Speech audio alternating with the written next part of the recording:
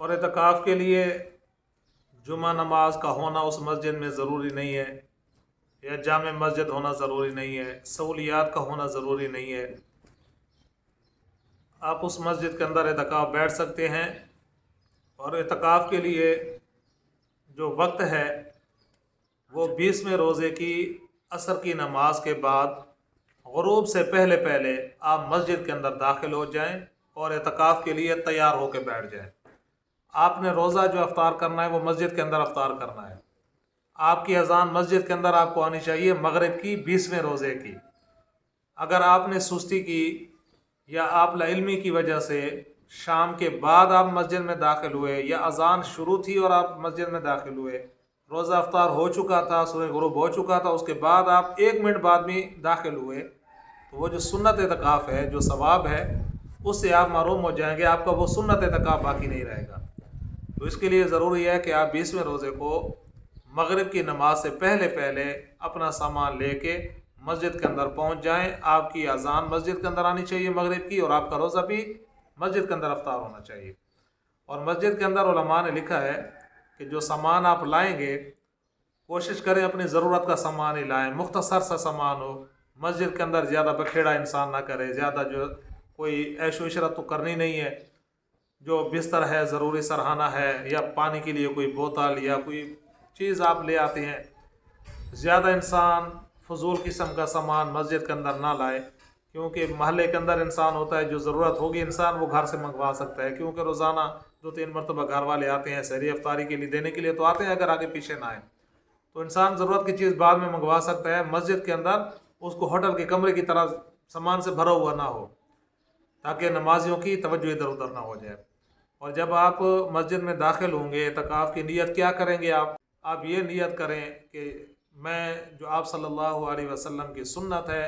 آخری رمضان المبارک کا جو عشرے کا اعتکاف ہے، اسی کی نیت کر کے آپ مسجد کے اندر بیٹھ جائیں، آپ کا اعتکاف شروع ہو جائے گا۔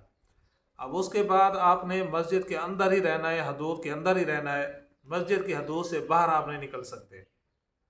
جو مسجد کی 4 دیواری ہے، حدود اربع ہے، جہاں پہ نماز پڑھی جاتی ہے، جس کو مسجد کا حکم، جہاں پہ نماز پڑھی جاتی ہے، وہاں پہ آپ کو اجازت ہے، آپ جہاں چاہیں سو جائیں، جہاں چاہیں آپ کھانا کھائیں، جہاں چاہیں آپ پڑھنے کے لیے، ذکر کے لیے آپ بیٹھ سکتے ہیں، کوئی منع نہیں ہے آپ کو۔ یعنی وہ جگہ جہاں پہ لوگ نماز پڑھتے ہیں مسجد کی حدود اربع کے اندر ہے۔ اور جو باقی باہر کا جو مسجد کا احاطہ ہوتا ہے، یعنی جہاں پہ ہم جوتے رکھتے ہیں، یا مسجد کے اندر وضو والی جو جگہ ہے وہ مسجد سے باہر ہے، حدود سے نماز والی جگہ سے، باتھ روم غسل خانے باہر ہوتے ہیں، تو آپ جہاں جوتا پہن کے بندہ جاتا ہے وہاں تک آپ نہیں جائیں گے۔ آپ کو ضرورت ہے وضو کے لیے، آپ جا رہے ہیں، آپ جا سکتے ہیں، ضروری ہے کہ آپ جائیں فوراً وضو کر کے واپس آ جائیں۔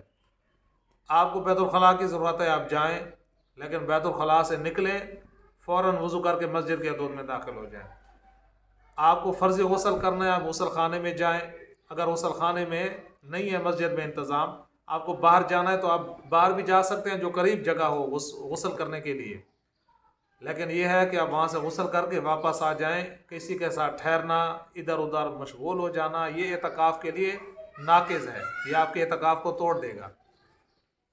کھانا لانے والا کوئی نہیں ہے،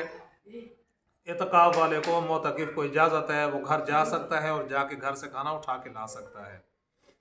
مسجد کے اندر زیادہ سے زیادہ بندہ وقت مصروف رکھے عبادات کے اندر، فضول چیزوں کے اندر اپنے آپ کو ادھر ادھر ضائع نہ کرے اپنے اوقات کو۔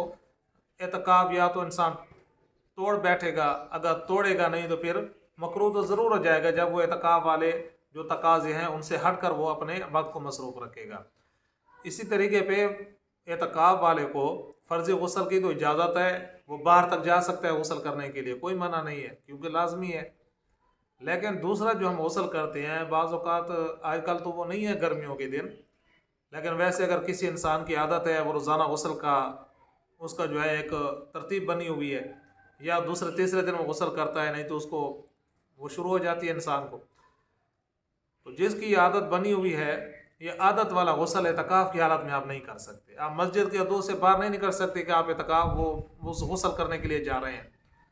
آپ یا تو اس کا انتظام مسجد کے اندر ہی کریں، اور اس کا طریقہ یہ ہے کہ جس طرح آج کل مسجد کے فرش پختہ ہوتے ہیں، کونے کے اندر بیٹھ جائیں، آپ غسل کر لیں، اور اس کے بعد وہاں پہ پانی بہا دیں، وہ آپ کے غسل والا پانی ویسے بھی باہر چلا جائے گا، اور پیچھے آپ پانی ڈالیں گے وہ جگہ صاف ہو جائے گی۔ اور دوسرا یہ ہے کہ آپ کوئی بڑا سا برتن رکھ دیں اور اس برتن کے اندر آپ غسل کریں کہ آپ کے غسل ہوا جسم کے سے لگا ہوا جو مائع مستعمل ہے وہ مسجد کے دودھ میں نہ گرے۔